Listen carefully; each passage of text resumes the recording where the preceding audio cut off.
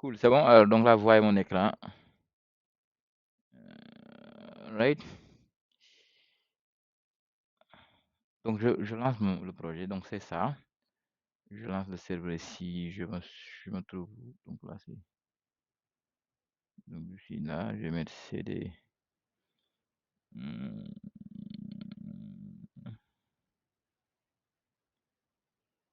Donc, CD, je suis où? Au niveau du bureau. On l'avait appelé L3. L3. Je vais mettre LS pour voir. CD L3.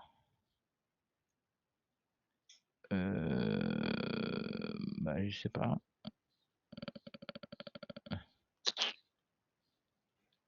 Attendez, donc je sais pas ici, je l'ai ici. Donc c'est L3-E221. Bah, je crois que c'est ça, L3-E221. Mais ça se trouve dans un dossier qui s'appelle Angular, je pense.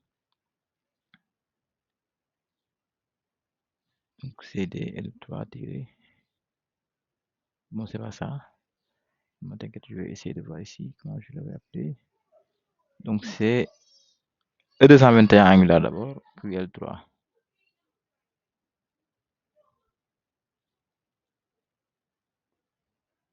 E221 Angular. Et là, du coup, ici, je mets CD E221, E221 Angular. Donc, je vais mettre CD L3. Ok, je suis à l'intérieur du projet et du coup, ici, je vais mettre ng serve. Alright. Cool, donc ça va se lancer. Ok, donc je vais changer un peu l'apparence parce que là, on ne voit pas bien. Je vais augmenter un peu. Changer un peu. Alright, donc c'est ça.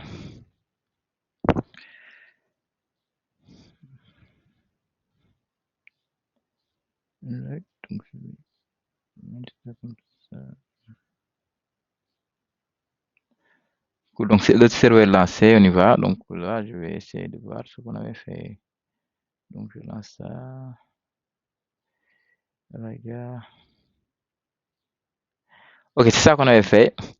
Cool, donc là, on avait, bon, c'est seulement, on avait vu comment on peut désactiver à partir de là. Quand on clique sur le bouton là, c'est ça qu'on appelle des événements. Donc, on quitte le HTML pour aller vers le TS. Donc, on l'appelle Event Binding. Et le fait que, par exemple, ici, lorsque j'actualise pour la première fois, il désactive, à un moment donné, il active. Donc, ça, c'est à partir du test, on a pu activer. Donc, c'est ça qu'on appelle Property Binding. Le fait qu'on a écrit ici, par défaut, brockends, alors que c'est une variable, la donnée se trouve au niveau de la de TS, c'est ça qu'on appelle property binding aussi. C'est ça qu'on appelle string interpolation. Et ici, j'ai utilisé aussi property binding pour faire cette dérivation. Donc là, du coup, aussi, on a utilisé ce qu'on appelle le property binding pour lorsque je clique ici, l'event binding, pour lorsque je saisis ici quelque chose, donc là, je puisse le voir ici, n'est-ce pas? Donc c'est ça qu'on avait fait la fois passée. On s'était arrêté là. Je crois qu'on avait même un bug. Donc, donc c'était pas un bug parce que dans tous les cas, ça marche ici. Donc, je peux effacer écrire, mais il y avait un typage. Je ne sais pas ce que vous vous rappelez. Donc, ici au niveau, donc regardez ici, lorsque je fais un input, bah, il faudra appeler l'événement qui s'appelle onInput et que je lui donne $event. Et $event, rappelez-vous, ça symbolise l'événement. Donc, là où se trouve l'événement. Donc, à partir de là, on pourra directement prendre donc, le truc là ici. À partir de E. Donc là, j'ai dit que c'était ini. Donc la fois passée, hier, je me suis trompé. Je crois que si c'était un événement, c'est ça. Donc c'est un type event. Au cas où vous ne voulez pas mettre any, parce que ini, ça veut dire que vous ne savez pas c'est quel type. Donc là, je vais encore zoomer parce que l'autre, il va me dire que bon, on ne voit pas les autres, les trucs qui sont là-bas. Voilà, donc là, je crois que c'est bon. Donc ici, j'avais mis any, hein, donc pour dire que je ne sais pas c'est quel type. Dans tous les cas, ça marche. Mais bon, le E là, c'est un événement. Donc du coup, je vais mettre event. Et une fois que j'ai mis event là, ça ne marche plus. Parce que comme c'est un event, donc dans les événements, on ne peut pas avoir de value.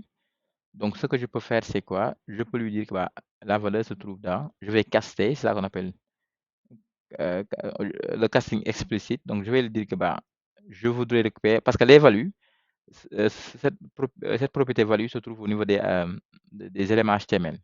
Mais ici, c'est un événement. Mais l'événement, à l'intérieur de l'événement, on a un événement HTML. Donc, du coup, ici, je vais mettre HTML, HTML. Donc, dans tous les cas, si vous savez pas c'est quoi, vous mettez input element. Donc, c'est ça. Donc, donc ça, c'est comme ça qu'on le casse. Donc, c'est ça qu'on le force. Donc, en Java, vous allez voir qu'on peut mettre entre parenthèses devant. Mais si on met ça et on lui dit que bah, ce qui est à droite là, bah, il faudra que tu le convertis en HTML input element. Mais bon, c'est pas la valeur, c'est pas un HTML input element. La valeur qu'on saisit, c'est pas un HTML input element. Parce que si par exemple je mets Toto, Toto va représenter la valeur. Donc c'est ce qui est là, qui est HTML input element. Donc du coup, je le mets dans les parenthèses. Bah, et là, non, non, non, c'est ça, les parenthèses, je le mets ici, à partir de là. Right, donc du coup, je lui dis que e.target, c'est un HTML input element. Bon, vous savez, pour prouver ça, vous savez déjà, on peut mettre ça ici, console.log. Bah, ça, normalement, vous savez, si vous avez déjà fait JavaScript, hein, donc on a déjà fait .target. Donc, si vous mettez .target, par exemple, ici, .target. Right, donc, je vais mettre seulement e.target dans le console.log. Et bah, on va voir ce que ça donne. Donc, on y va. Donc là, je vais ouvrir donc donc je vais mettre tout à fait à droite. C'est là, donc je le mets à droite ici. Et là, on pourra voir que euh, au niveau de notre console, si je mets par exemple un A, regardez, il me dit que c'est un input, etc., etc. Donc ça, c'est un HTML input element. Donc c'est un élément input de HTML. Donc c'est ça, c'est pour ça qu'on dit que bah, tout ça là, c'est un HTML input element. Bon, sinon aussi, pour que ça soit beaucoup plus clair, je pourrais mettre console.dir. Et là, c'est beaucoup plus clair, quoi. Donc là, du coup, si je mets A, par exemple, donc vous avez regardé, il me dit c'est un input. Et que si je déroule encore, donc c'est un input, élément input, donc du coup, c'est ça. Voilà, donc c'est pour ça qu'on a un peu forcé à être un input et que parmi les inputs après, bon, on pourra directement avoir de points value. Donc ici, on a maintenant l'autocompression. Alors que lorsque j'avais mis ici any, il n'y avait pas d'autocomplétion, n'est-ce pas les gars? Rappelez-vous. Parce que ici, c'est passé quoi? Donc il va autocompléter. Mais maintenant, comme je l'ai casté à input element, donc là, du coup, il sait qu'à l'intérieur, il y a value, il y a type, il y a focus, il y a tout ce qu'on peut avoir. Il y a append, etc., etc., etc. Donc du coup, si je mets V, et là, les autres sont complètes, et c'est que c'est valide. Donc c'est pour ça seulement qu'on met les castings hein, et on met les types pour ne pas se tromper. Parce que des fois, on ne sait pas est-ce qu'à l'intérieur de l'objet, il y a telle ou telle propriété. Donc du coup, ici, si vous mettez directement les types, normalement, bah, là, il y a l'autocomplétion parce qu'il comprend. Et lorsqu'on met des points, il va autocompléter. C'est ça l'intérêt, quoi. Mais sinon, bah, vous pouvez mettre any, mettez ce que vous voulez. Voilà, donc c'est ça qu'on avait fait. C'était ça notre erreur. Donc, ce qu'on avait. Donc, et maintenant, ça marche. Donc, on va continuer. Une fois qu'on a fait le property binding donc, et le event binding, il y a le dernier. Le dernier, c'est quoi? C'est, bon, nous sommes toujours dans la communication. C'est ça qu'on appelle le binding. Donc, entre TS et JavaScript et le HTML, ou bien entre template et logic business. Maintenant, il reste le dernier, c'est les deux. Comment on peut faire communiquer dans les deux sens, bidirectionnel, c'est-à-dire qu'en même temps avoir le property binding et le event binding. Ouais, c'est ça, on va essayer de le faire à travers un exemple. Donc, ce qu'on va faire, c'est quoi? Donc, on va essayer d'écrire le script qui permet de saisir dans un texte area. Donc, rappelez-vous, donc l'exercice, donc comme on avait mis message hier, on avait mis message. Donc là, on suppose que ça, il y a des messages qu'on va essayer de s'échanger. Donc, ce qu'on va essayer de faire, c'est, on va essayer d'écrire, par exemple, dans un texte area, un message. Et à chaque fois, en même temps, en écrivant, on va récupérer le message qu'on a écrit, n'est-ce pas? Donc ici, par défaut, on a notre brand. Nous sommes dans message sans S, n'est-ce pas? Je suis dans message sans S.component. Parce que c'est ça qui représente un seul message. Maintenant, vous savez, on avait déjà créé un message avec S. Donc là aussi, c'est comme ça qu'il faut tout le temps structurer votre projet. Par exemple, si vous faites un projet de boutique en ligne ou bien etc., quelque chose comme ça, où il y a des stocks et des produits, normalement, vous devez avoir un composant qui s'appelle produit, ou bien vous l'appelez boutique. Maintenant, soit vous l'appelez boutique ou bien vous l'appelez produit avec S. Donc, si vous l'appelez produit avec S, ça veut dire que c'est l'ensemble des produits. Maintenant, à l'intérieur de produit avec S, ou bien à l'intérieur de boutique, par exemple, vous créez un composant qui s'appelle boutique. À l'intérieur de ce composant qui s'appelle boutique, il y aura un composant à l'intérieur hein, qui s'appelle, par exemple, liste produit. Et à l'intérieur aussi, il y aura un autre qui s'appelle produit seulement, ou bien détail produit. À l'intérieur, il y a un autre qui s'appelle, par exemple, edit produit, si vous voulez. C'est comme ça qu'on crée les composants. Donc, on peut créer comme on veut, hein, mais c'est cette manière-là, c'est cette structuration-là qui est proposée par Angular. Donc, nous, on va essayer de l'adapter aussi. Maintenant, je suis dans message actuellement. Donc, regardez ici dans notre structure. Donc, nous, on l'a mal fait. Bon, naturellement, parce que nous, on a créé ça, c'est juste dans le cadre de l'exemple. Mais vous allez voir qu'au fur et à mesure qu'on va avancer, je vais déplacer ce dossier-là. Je vais le mettre à l'intérieur de messages. Donc, c'est tout le temps comme ça. Message avec S et à l'intérieur, on a le message. Donc, message avec S va représenter la liste de messages. Et message sans S va représenter un seul message. Donc, du coup, quand on va parcourir avec les boucles là, on va dire pour chaque message de message avec S, il faut afficher le composant message. Et le composant message avec sans S, si on clique dessus, on aura par exemple ce qu'on appelle détail message. Des fois aussi, vous allez voir que dans la plupart du temps, les gens vont l'appeler message item et message. Il y aura liste message, à l'intérieur, il y aura message item. C'est comme si vous avez par exemple une balise UL et à l'intérieur de la balise UL, vous avez des quoi? Des LI. Donc, c'est comme ça qu'on structure en général. Donc, on va les imbriquer. On ne va pas mettre comme ça l'ensemble des composants au niveau de l'app, non, mais on va les imbriquer. Donc, ça, on va le voir tout à l'heure. Bon, ça, c'est un exemple. Bon, au fur et à mesure qu'on va l'adapter, on va le mettre à l'intérieur. Donc, actuellement, j'ai pas d'idée. Je ne sais pas qu'est-ce qu'on est en train de faire. Bon, hier, j'ai voulu mettre produit, mais par contre, j'ai mis message. Donc, du coup, on va essayer de voir avec message là.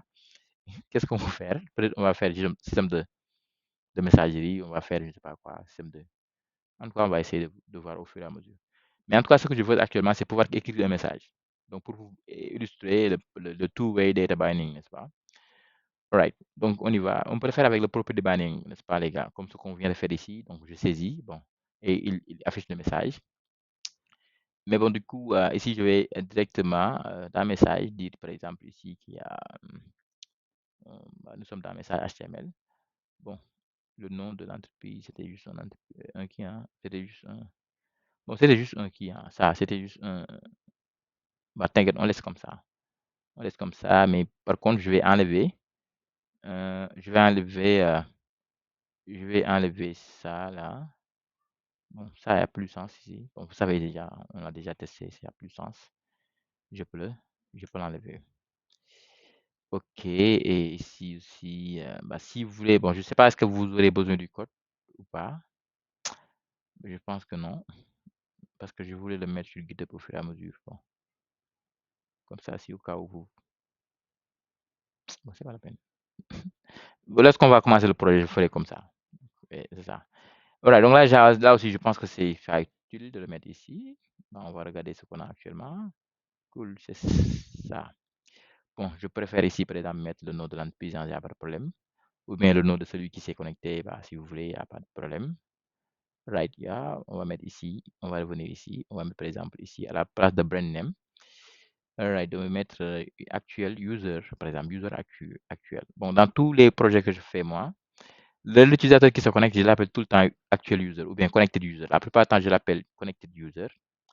Bon, d'ailleurs, je vais mettre ça, connected. Donc, ce qui fait que d'ici 20 ans, s'il m'appelait, vous montrer, bon, l'utilisateur connecté dans l'application que tu m'avais vendu, c'est qui? Bah, je sais que c'est connected user.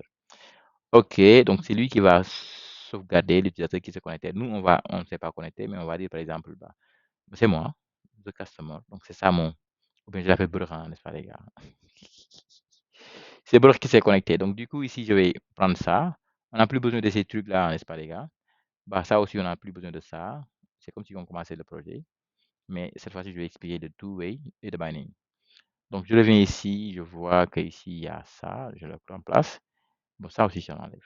Cool. Alright, on est bien ici comme ça. Donc, je vais voir ce qu'on a. Effectivement, c'est ça. C'est Bref qui s'est connecté. Alright. Bon, pour que ça soit beaucoup plus nice aussi, bon, excusez-moi, on est en train de. Donc, je vais faire font awesome et je vais en même temps aussi écrire ici font awesome font. Bon, hier, j'ai oublié de vous donner le lien de la vidéo. Donc, comme je l'ai enregistré au cas où. Donc, font awesome CDN. Font awesome. Et je vais mettre CDN. Bon, font awesome aussi, comme on a fait pour Bootstrap, on peut l'installer, n'est-ce pas? Bon, mais comme je vous ai montré comment installer Bootstrap, c'est exactement la même chose et vous mettez après dans le fichier angular.json, etc., etc. Donc maintenant, bon, comme on sait, je préfère maintenant celui-là, vous montrer l'autre méthode de copie de CDN. Donc je suis au niveau de font awesome, donc ça vous savez déjà. Moi, à chaque fois, les CDNJS, je les pris, je vais les prendre tout le temps dans CDNJS. Si vous voulez, vous prenez le site. Et là, maintenant, ici, il y a copie, copie URL. Ici, copie link tab. Moi, je pense que c'est ça que je vais prendre.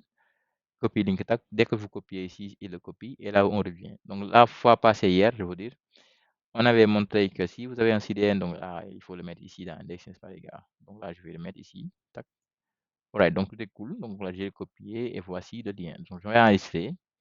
Et une fois que j'ai fait ça, je voudrais qu'ici, à la place de connect user, on ait un logo, quoi. Donc, genre, qui pour nous montrer que c'est le user connecté. Donc, du coup, ici, je vais rechercher une icône que peut-être j'ai user, par exemple. Si je mets user, donc là, c'est ça. Ça, c'est cool. Bah, ça aussi, c'est très cool, hein, c'est très nice ici.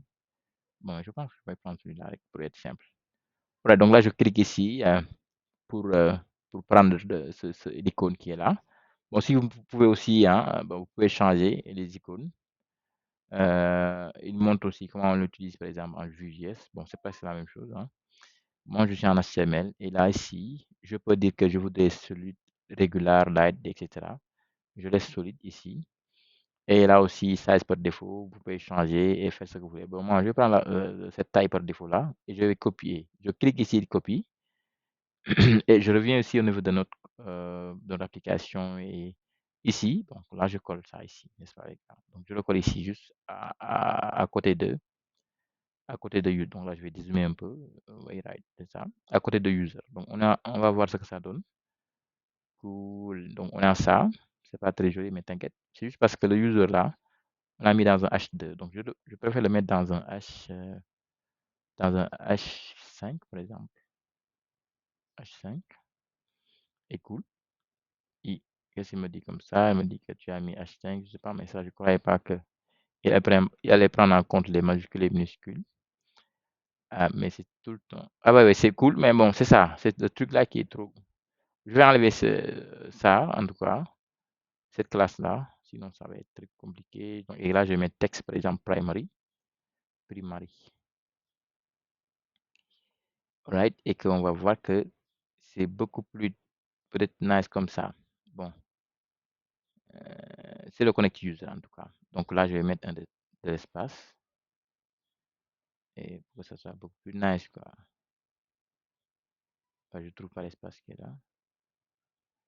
Je l'ai mal mis. Mais c'est pas ici, hein. C'est ici qu'il faut mettre l'espace. Ok, bon, t'inquiète, de toute façon, ça va représenter notre connect user. Peut-être ce que je vais faire, c'est que je vais augmenter un peu l'icône en mettant phare. Si vous voulez augmenter les icônes de fond Awesome, vous mettez phare. Et par la suite, vous mettez par exemple, XL, ou bien 2XL, ou bien 2, je sais pas quoi. Donc là, c'est beaucoup plus cool comme ça. Cool. Maintenant, bon, c'est lui qui s'est connecté, hein. Maintenant, on va essayer de mettre ici un message. Donc, on va essayer ici à la ligne. Je pense que je vais le mettre ici. Ouais, je l'ai mis là. Je vais mettre un HR. Et puis, par la suite, ici, je vais mettre un input, non, un text area. Comme c'est un message. Et on va enlever ça parce que nous, on fait pas de. Il n'y a pas de ID, t'inquiète. Et peut-être qu'on va mettre, on va regarder ce que ça donne. Voilà, cool, c'est nice. On va peut-être mettre la classe forme contrôle de Bootstrap pour que ça soit nice. Voilà, donc c'est beaucoup plus nice comme ça, les gars, vous avez vu. Et bon, peut-être ça, on va le diminuer un peu, hein. On va le diminuer un peu, c'est trop long pour les messages. Le nombre de call road, c'est 25. Et que c'est cool, cool.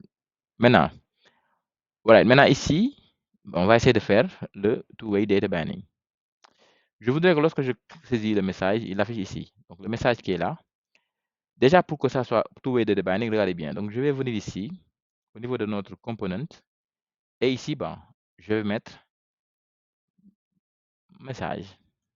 Message par exemple. Mais actuel message. Je dis que c'est une chaîne. OK. Et qu'à l'intérieur, c'est une chaîne et qui actuellement c'est voilà bon.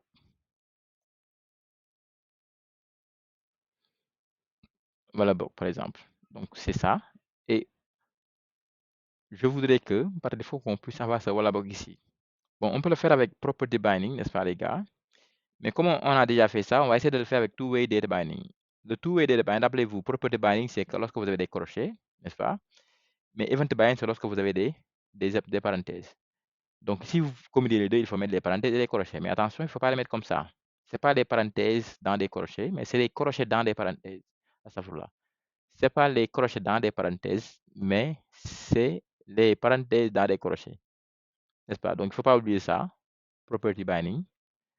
Donc là, vous mettez d'abord ça et puis vous mettez des parenthèses. Bon, les parenthèses, ça représente des bananes. Et les crochets, ça représente une boîte. Bon, vous ne pouvez pas mettre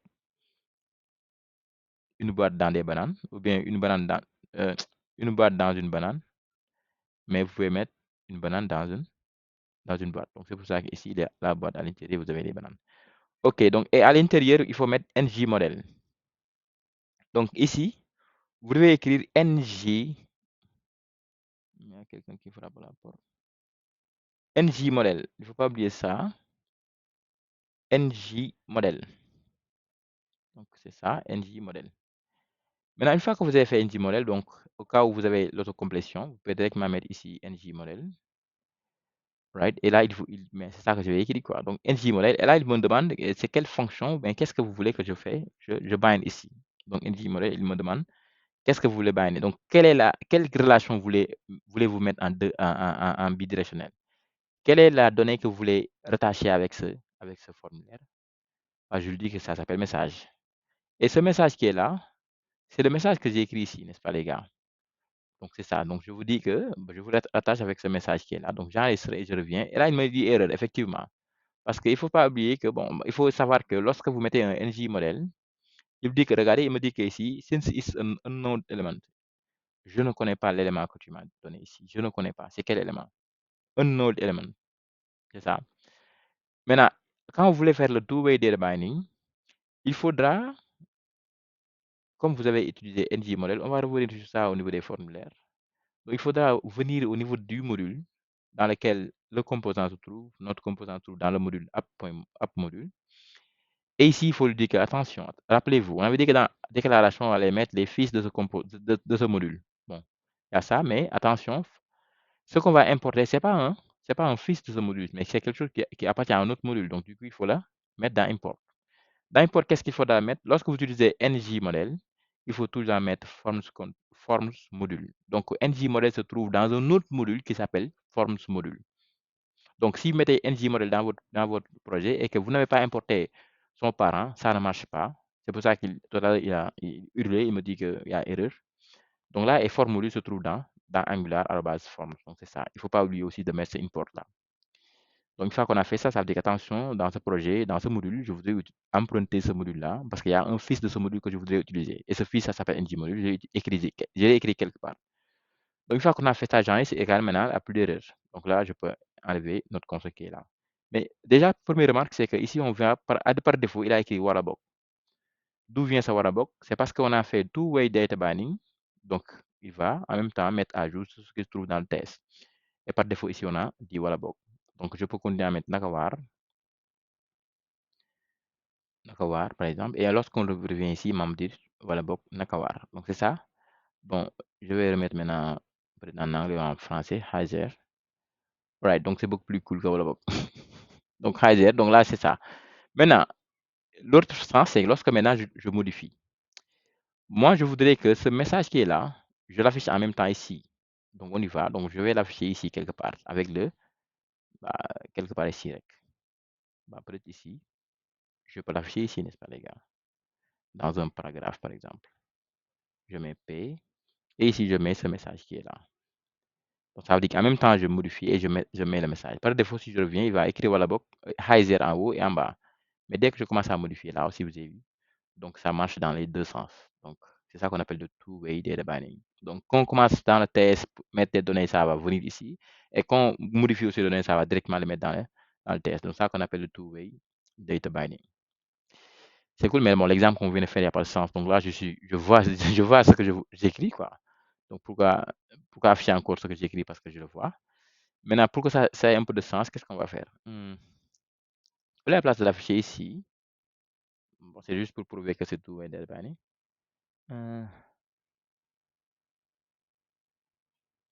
un peu. Regardez, ici, je vais mettre ici un small. Et je vais mettre, par exemple, 0 sur. Bon, on suppose qu'on a 150 caractères. Donc là, vous l'avez déjà vu. Vous le voyez tout le temps. Ces gens de trucs-là, ça veut dire qu'il y a un nombre de caractères qu'on nous a permis. Bon, on ne doit pas le dépasser. Bon, avec le two-way data pairing, je voudrais qu'à chaque fois que j'écris, il met à jour. Et dès que je dépasse, par exemple, les 150 là, il me dit attention, bah, tu as dépassé tout ça là. Comment on doit pouvoir faire ça? Déjà, on a un two-way data binding. Donc, le two-way data binding ne se charge que la liaison entre le champ et cette propriété qui s'appelle message. Ça veut dire que lorsqu'on le modifie dans le test, il va mettre à jour le HTML. Et lorsqu'on le modifie dans l'HTML, il va mettre à jour le test dans les deux sens. Mais quant à l'événement, par exemple, lorsque j'écris, il faut faire telle fonction ou bien il faut appeler telle fonction, ça il faut, et c'est pas, je ne vais pas le gérer avec le two-way data binding. Donc, parce que moi, ce que je veux, c'est quoi? Lorsque j'écris, il faudra en même temps calculer et mettre ici la taille. Bon, vous savez, c'est possible de le faire comme ça, regardez. N'est-ce pas? C'est un two-way data binding. Donc, à chaque fois que je modifie, il modifie en même temps le test.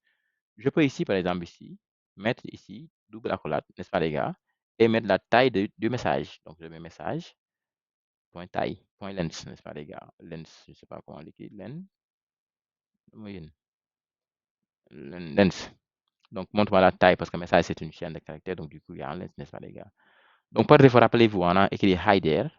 Donc, normalement, par défaut, il va compter le nombre de caractères de hider et il va le mettre ici par défaut. Parce qu'ici, on a ici hider. Et hider, c'est 1, 2, 3, 4, 5, 6, 7, 8, 9, 10. Bon, par défaut, il va écrire ici 10 sur 50, 150. 9, bon, j'ai mal compté. 9 sur 150, vous avez vu? Et lorsque je continue à taper, donc vous avez vu comment il se met à jour. Je ne sais pas ce que vous voyez bien. Comment il se met à jour, etc. Je mets n'importe quoi jusqu'à ce que. Alright, donc je vais mettre n'importe quoi jusqu'à ce qu'on ait 150. Alright, maintenant, je voudrais que lorsqu'on ait 150, qu'ils me disent, bah, attention, bah, les caractères qui dépassent, on ne va pas les prendre. On va les tronquer, quoi. Déjà, pourquoi j'ai écrit dans le code ici 150, n'est-ce pas? C'est pas normal. Il se pourrait qu'actuellement c'est 150, mais demain on augmente ça. Pour cela, qu'est-ce qu'on fait? On peut directement lui dire que si ça aussi, ça vient du HTML. Il faut tout mettre dans des variables, dans des propriétés. Je vais créer une propriété qui s'appelle max, max, max, max, max, max caractère, max caractère, max characters, hein, n'est-ce pas, en anglais? Et je vais prendre ça et le mettre dans ici, en tant que propriété. Donc, je mets max caractère, c'est un number, n'est-ce pas? Je peux mettre number, right? Et que c'est par défaut, c'est 18, par exemple. Pour montrer que ça marche, maintenant, dans ce cas-là, il va mettre 18. Mais ça, c'est par property binding. Bon, il me dit quoi? Ici, il me dit que ma character is not defined. Does not exist. Bah, c'est vrai. C'est pas vrai, hein, parce que j'ai pas enregistré ici. Et là, c'est cool. Donc là, vous avez vu, c'est 18, quoi. Maintenant, on va remettre et que maintenant, ça dépend de max. Donc, je vais mettre maintenant 150. Ou bien ça dépendra de vous. Donc, ça, c'est beaucoup plus nice. Mais dans une application réelle, ça promet de où? Ça promet de la base de données. Dans la base de données, il y aura une table paramètres et à l'intérieur, il y aura une colonne qui s'appelle max caractère et comme ça, si vous vendez l'application à plusieurs personnes, c'est eux qui vont paramétrer. Bon, ils me permettent ce qu'ils veulent. Ouais, c'est cool. J'espère que c'est cool. Maintenant, on est en train de faire du two-way data binding, mais on va voir est-ce que ce qu'on a modifié, donc la taille actuellement, au lieu de le mettre ici, c'est possible de le mettre ici, hein? Au lieu de le mettre ici, moi je préfère pas le mettre ici, quoi. Parce que sinon, imaginez que je veuille avoir aussi la taille à l'extérieur, au niveau du test. Dans ce cas-là, il faudra remettre cette même expression. Donc, du coup, je préfère copier ça et mettre ici, par exemple, euh, CPT, compteur of character. CPT caractère, par exemple. Caractère. Donc, CPT caractère, c'est le nombre de caractères actuels qu'il a écrit. Et max caractère, c'est le nombre de caractères qu'il ne doit pas dépasser, n'est-ce pas? Donc, je copie ça, j'enregistre, je reviens ici. Et je lui dis, bah, ici, il faudra aussi un number de caractères. Donc, number. Et je dis par défaut, c'est égal à 0, n'est-ce pas? Par défaut, on n'a pas écrit, donc on a 0. Bon, si vous voulez aussi, on peut directement mettre ça. Mais comme on va pas mettre, on va rien mettre ici, on va mettre chaîne vide, donc il n'y a rien actuellement. Donc, c'est 0 caractère. Donc, si je reviens, ça marche, il me dit 0 caractère par défaut, parce qu'on n'a pas écrit. Bon, la high 0 là, ça devait disparaître, je ne sais pas pourquoi ça ne disparaît pas. Non, non, non, non, non, c'est pas ici. C'est là, excusez-moi. C'est là qu'il fallait mettre chaîne vide, effectivement. Voilà, donc c'est bon. Par défaut, on n'a rien. Et lorsqu'on écrit, il faudra qu'on mette à jour. Donc, vous avez vu qu'il faudra qu'on mette à jour ce 0-là. Ce 0, c'est là. Maintenant, comme on a le propriété de two-way data binding, donc ce que je vais faire, c'est je vais lui dire que je vais créer une fonction qui s'appelle comment? Qui s'appelle, bah, je sais pas. La fonction va directement prendre le nombre de caractères qui reste et le mettre là-bas. Bon, je vais l'appeler onInput ou bien onSaisit. OnInput, par exemple, lorsqu'on saisit. Lorsqu'on saisit, je voudrais récupérer. Ce que je vais faire, c'est quoi? Je veux mettre, récupérer déjà ce qu'on a saisi. Pour récupérer ce qu'on a saisi, vous savez déjà, comme c'est un two-way data binding, donc ici, on n'a plus besoin de event, n'est-ce pas? On n'a plus besoin de ce event ici. Parce qu'on a le two-way data binding. N'est-ce pas? On a le two-way data binding. Donc, pour prouver ça, on peut mettre console.log et on va mettre 10 points, point message. C'est ça. Et rappelez-vous, donc là aussi, il faudra tout le temps mettre, donc si vous mettez message seulement, ça ne va pas marcher. Nous sommes dans la classe, il faudra mettre tout le temps 10 points, les propriétés qui sont là. Maintenant, une fois que j'ai fait ça, je vais appeler cette fonction-là, onInput. Je ne l'ai pas encore appelé ici. Et là, au niveau de ce texte area, je vais lui mettre en même temps un événement. Donc, vous avez vu, on peut mettre plusieurs événements en même temps. Donc, et là, je vais lui dire à la base, j'ai dit à la base. Donc, je vais mettre input. Et je dis, quand je fais input, il faudra appeler la fonction qui s'appelle onInput.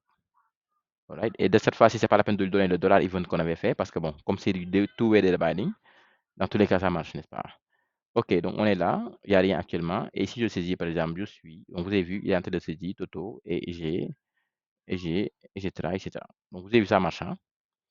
Parce qu'il y avait le two-way data binding, donc du coup, on n'a plus besoin de ces events-là. Mais en réalité, ce qu'on veut faire, c'est pas ça. Ce qu'on veut faire, c'est quoi? Lorsqu'on saisit en même temps, il faudra qu'on met à jour ce nombre de caractères qui est là. N'est-ce pas, les gars? Donc dans ce cas, on va mettre 10 points. 10 points quoi? 10 points CPT character va recevoir quoi? 10 points, 10 points message et on va mettre point length. N'est-ce pas, les gars? Bon, vous avez vu, c'est exactement la même chose. C'est juste qu'on a un peu réorganisé le code. Vous allez même dire que ça, c'est beaucoup plus long, mais je crois que c'est beaucoup plus utile tout à l'heure. On va voir parce qu'il y a beaucoup de trucs qu'on va faire. Voilà, donc là, je suis, et là, vous avez vu, ça met à jour, ça met à jour, ça met à jour, et là, c'est cool, c'est cool, cool, cool, cool, cool. Bah, je vais étendre les 150. Donc, c'est ça. OK, cool. Donc, c'est ça qu'on appelle le two-way data binding. Donc, je pense que l'exemple a été très cool. Donc, maintenant, on peut comprendre, et c'est ça, two-way data binding. Donc, vous pouvez l'utiliser comme ça. OK. Maintenant, s'il n'y a pas de questions, on continue avec ce qu'on appelle les directives. Les directives. Donc, c'est quoi déjà une directive? Donc, il faut savoir que Angular, parce qu'on ne peut pas mettre on ne peut pas faire un projet sans directive, hein. Hein. Donc, Angular propose plusieurs directives. Il y a les directives sont déjà, sont quoi? Les directives sont des instructions. Il faut savoir que ce sont des ordres qu'on donne. Mais où? Vous savez, on peut donner des ordres au niveau des fichiers test, mais les directives sont des instructions dans le DOM. Très simple. Les directives sont des instructions dans le DOM. C'est-à-dire, ce sont des manipulations, des manipulations qu'on fait dans le DOM. Ça concerne les DOM. Les directives concernent le DOM. Donc, ce n'est pas au niveau du test, mais c'est au niveau du DOM. Donc, des instructions. Par exemple, comment on peut mettre un if ici. Bon, pour mettre un if dans le test, vous savez, il faut mettre seulement if, hein. Bon, comme c'est le langage de programmation, mais if, etc. Mais par exemple, comment ce if-là, ça c'est une directive. Mais dans le test, comment on peut mettre ce if-là dans le DOM? C'est-à-dire au niveau du HTML. Maintenant, ça, pour pouvoir le faire, il faut utiliser ce qu'on appelle les directives. Donc, les directives, c'est tout ce qu'on fait dans l'HTML, n'est-ce pas? Par exemple, des boucles et tout ça là, ce sont des directives. Même les templates qu'on a fait, bah, ça même autant pour ça va, regardez bien. Si je viens dans app.html, on avait appelé des composants. Donc ici dans app.html ici, regardez, on a appelé ici app message. Donc sans pour autant le savoir, ça c'est une directive. Mais bah, c'est une directive qui est un peu particulière parce que c'est une directive qui a un template à l'intérieur. Donc c'est ça. Donc parce que lorsqu'on a mis ça ici, ça a modifié le DOM. Donc c'est une directive. Donc c'est tout ce qu'on fait dans le DOM. C'est ça qu'on appelle le DOM, hein. Ce sont les directives. Maintenant, avec en Angular, il y a deux types de directives. Bon, il y a ce qu'on appelle les directives d'attributs et les directives structurelles. Donc, structural directive et property directive property. Donc, les directives structurelles, ce sont des directives qui peuvent ajouter ou modifier des éléments dans le DOM. C'est-à-dire que lorsque vous mettez une directive structurelle, ça veut dire que ça peut directement supprimer ou bien ajouter un élément dans le DOM. Ça veut dire que bon, un élément ou bien une balise, etc., quelque chose comme ça. Mais par contre, les directives de propriété,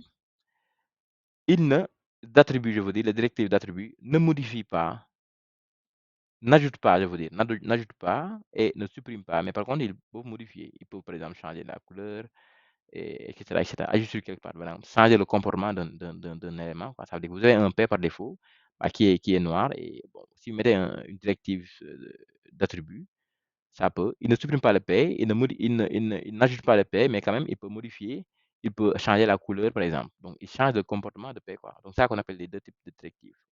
Première directive structurelle, ça modifie le DOM. C'est-à-dire il ajoute, il supprime. Mais l'autre là, il n'ajoute pas, il ne supprime pas, il va seulement changer le comportement, et changer le style, par exemple. Et aussi, il y a deuxième remarque, c'est que les deux types de directives, les directives structurelles, bon, ils commencent par étoile la plupart du temps. Donc, vous allez voir, il y a étoile qu'on va mettre devant, étoile NG4, étoile NGIF, étoile switch, NG switch. Mais les autres, bon, en général, on ne met pas d'étoile, on met seulement des crochets, etc.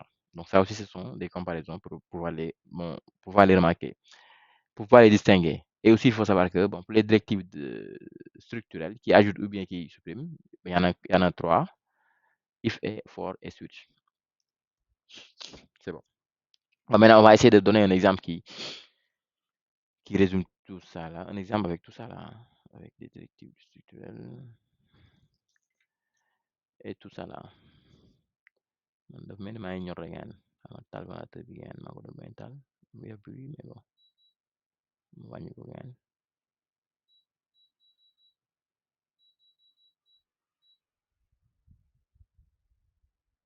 Ok, cool. Maintenant, l'exemple qu'on va donner, c'est comment on va faire. Donc, déjà, on va voir le ngIf. Hein. Le ngIf, rappelez-vous, ngIf, ça peut ajouter ou modifier un élément. Donc, c'est une directive structurelle. Maintenant, ce qu'on va faire avec le ngIf, c'est quoi? Ici, on peut voir.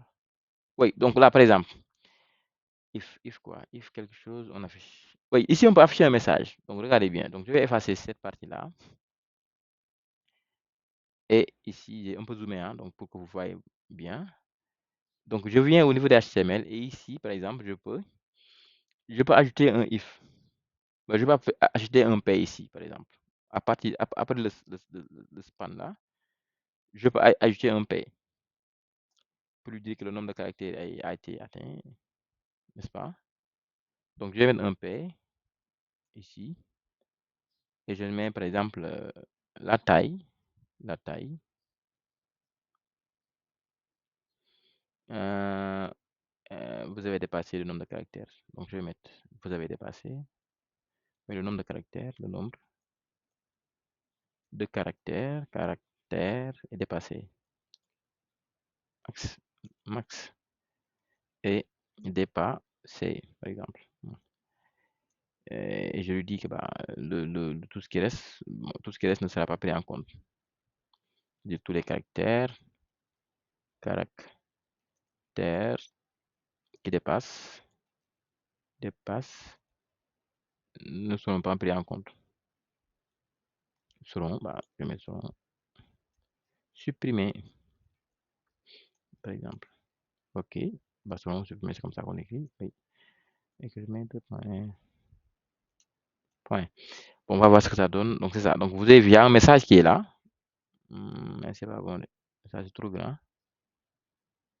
Je crois que sur Bootstrap, il y a une classe qui s'appelle FS, font size. Et je mets FS6. Je crois que FS6, c'est peut-être très petit. Ah, FS6, c'est pas la même chose. Hein.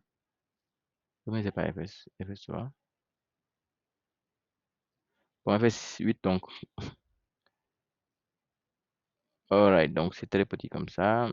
Je vais exagérer encore en mettant FS9. Bon, il de tous, ça fait rien. Donc, je vais enlever ça. Je sais pas si FS quoi. c'est trop. Je vais mettre un small. Bon, je vais mettre dans le P et à l'intérieur, je vais mettre un small. Ok, je vais mettre un small et je colle. Donc, comme ça, c'est cool, quoi. Donc là, c'est nice. Ok, cool. C'est beaucoup plus petit comme ça. Ce sont des messages. Donc là, je le mets comme ça. Maintenant, je voudrais que ça soit rouge, hein, ce message. Parce que lorsque je sors, il faudra que ça soit rouge. Bon, je vais le mettre ici, classe, text danger. Alright. Et c'est cool. Maintenant, ce message-là ne doit pas sortir tant qu'on n'a pas atteint le nombre de caractères, n'est-ce pas, les gars?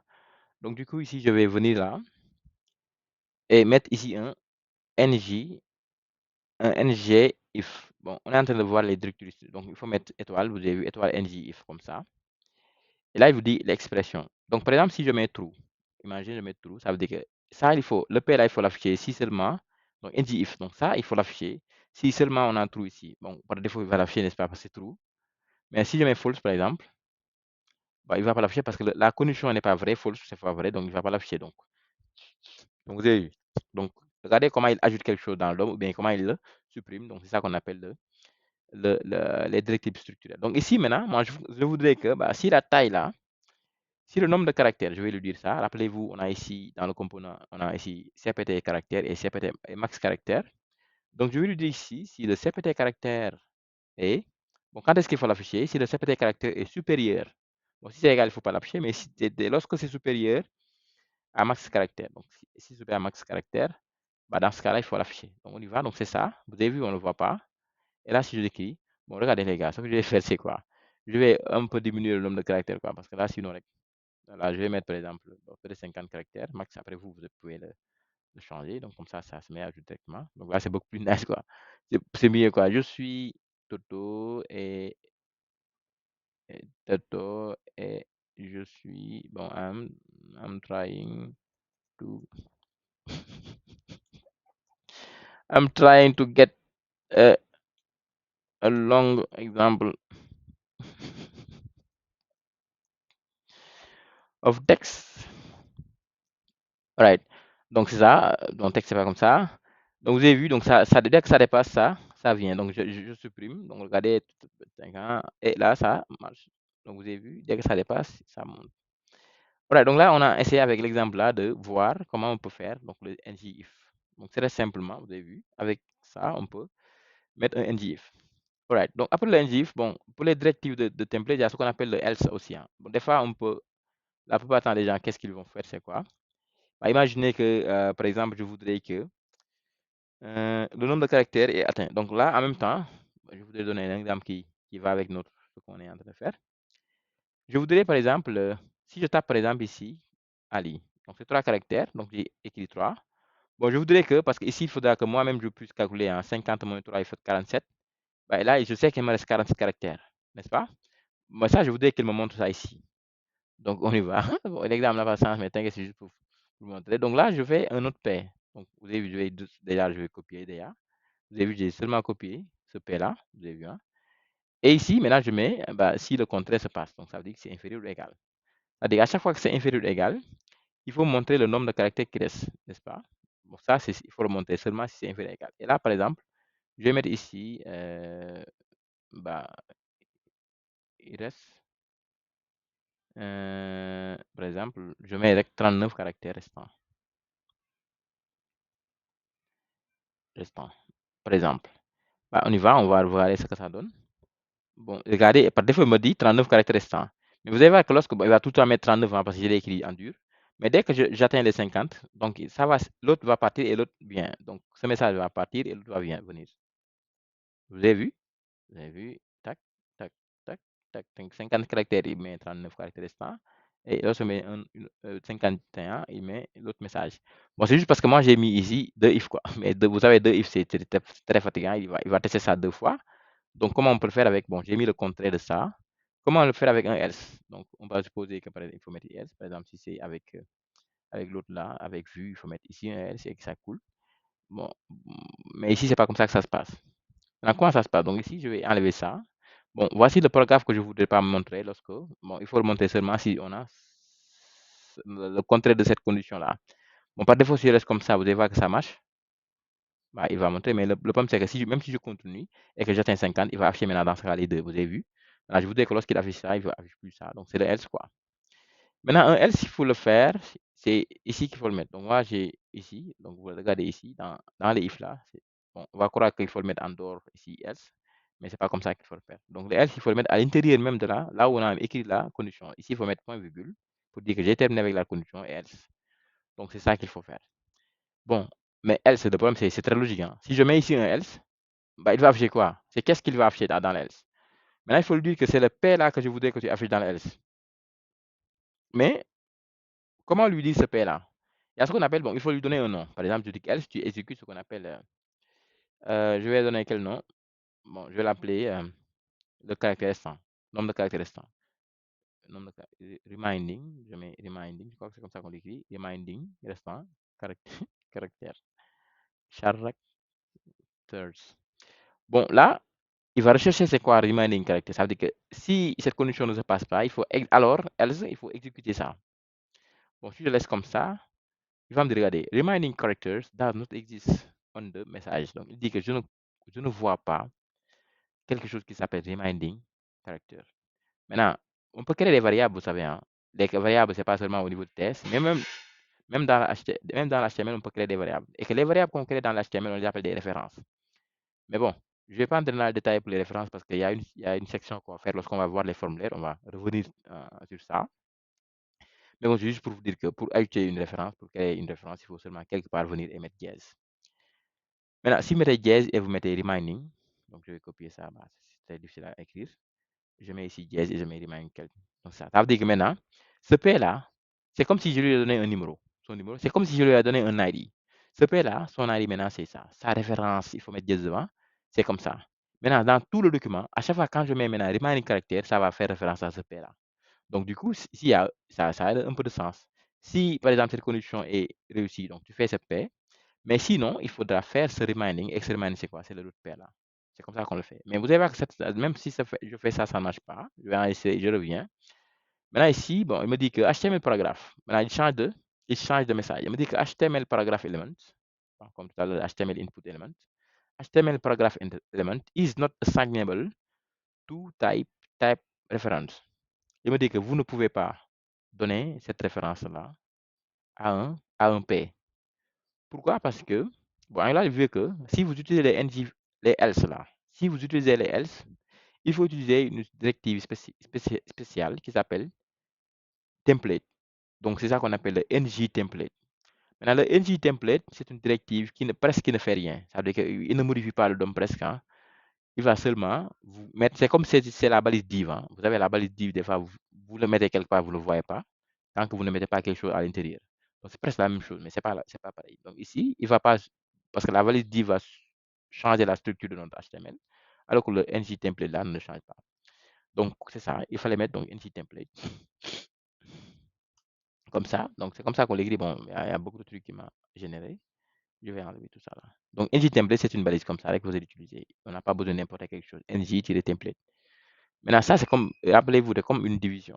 Donc, une fois que vous avez ça, vous pouvez mettre le P à l'intérieur. Donc, c'est ça comme bon. Maintenant, si vous faites ça, rappelez-vous de notre message. Il dit que le reminding là, vous ne pouvez pas mettre de référence dans le P là. Mais les références en réalité, on le met dans les templates. Donc, du coup, je l'enlève de là et je le mets ici. Donc, ça veut dire quoi? Lorsque le contraire se produit, il faut faire exécuter ça. Et que ça, c'est quoi? C'est ce template. Bah, il va l'afficher seulement. Mais comme il affiche ce template, bah, il va afficher en même temps ses fils. Et à l'intérieur, c'est ça qui nous arrange, c'est le P là. Donc, du coup, ici, si j'actualise, ça marche. Regardez, on n'a que ça. Pourquoi? Parce que dès qu'il vient, il est là. Il va dire, est-ce que le nombre de caractères, ça dépasse max? Actuellement, on a 0 caractères. 0 n'est pas supérieur à 50. Alors, il fait le else. Et le else, ça veut dire quoi? Affiche ce qui est là. Il affiche. Et à chaque fois, il doit mettre à jour. Donc là, je continue. Et là, c'est bon, c'est bon. Quand ça dépasse, on ne voit plus. Et quand ça ne dépasse pas, on le voit. Ça ne dépasse plus, ça va pas. Vous avez vu? Cool, c'est comme ça qu'on le met. Bon, restant, je crois qu'il faut mettre ça. Right, donc là, cool.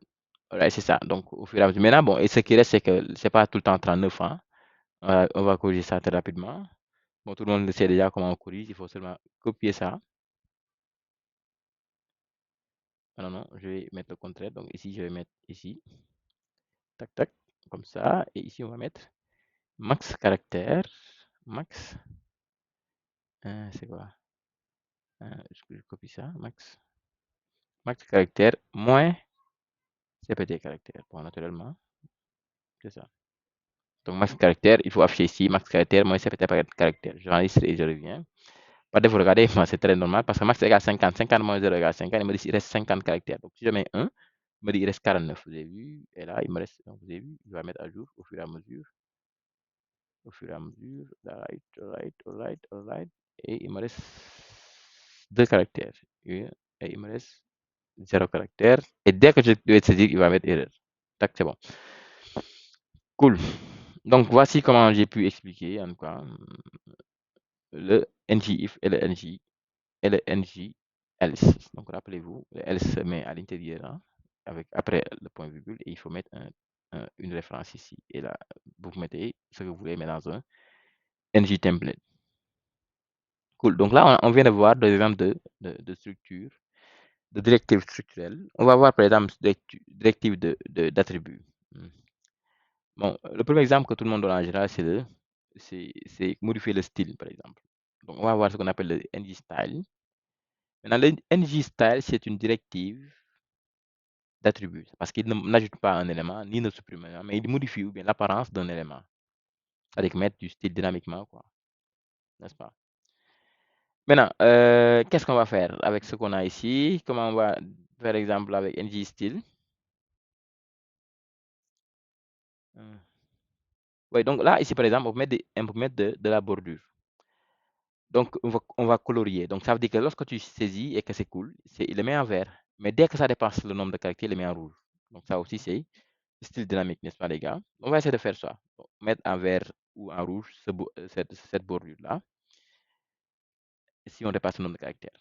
Avec donc une directive de template, d'attribut.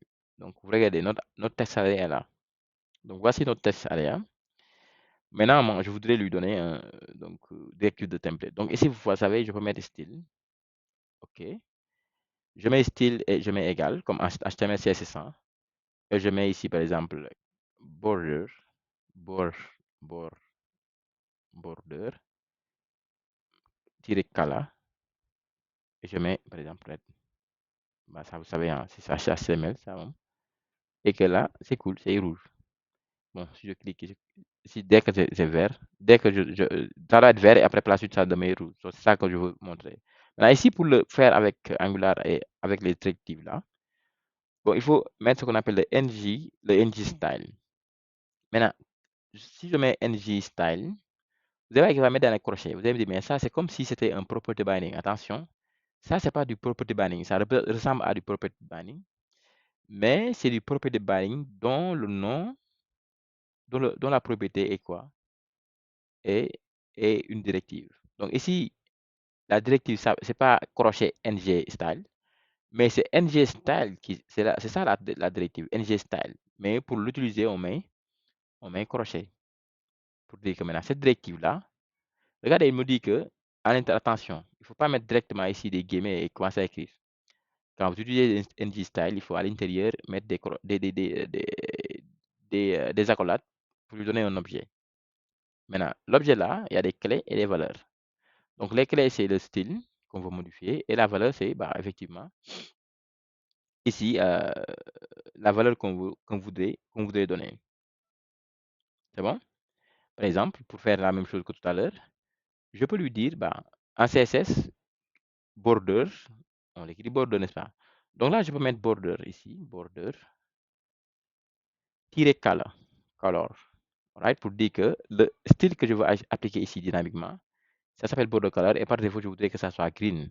Bon, il n'y a pas de sens parce que c'est pas dynamique. Mais juste pour vous montrer que ça marche, j'enregistre et je reviens. Par défaut, vous avez vu, c'est green, n'est-ce pas, les gars? Hein?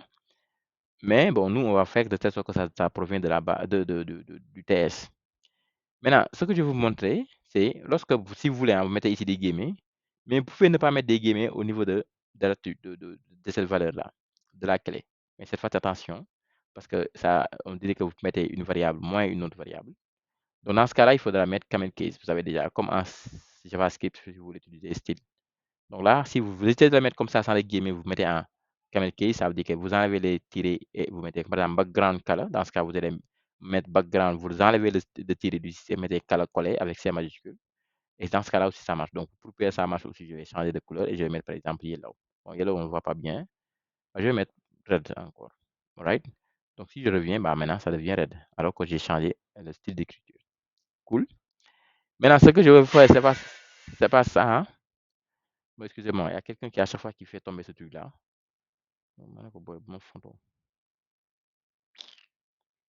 Quelqu'un me fait le cours. Vraiment, nuit,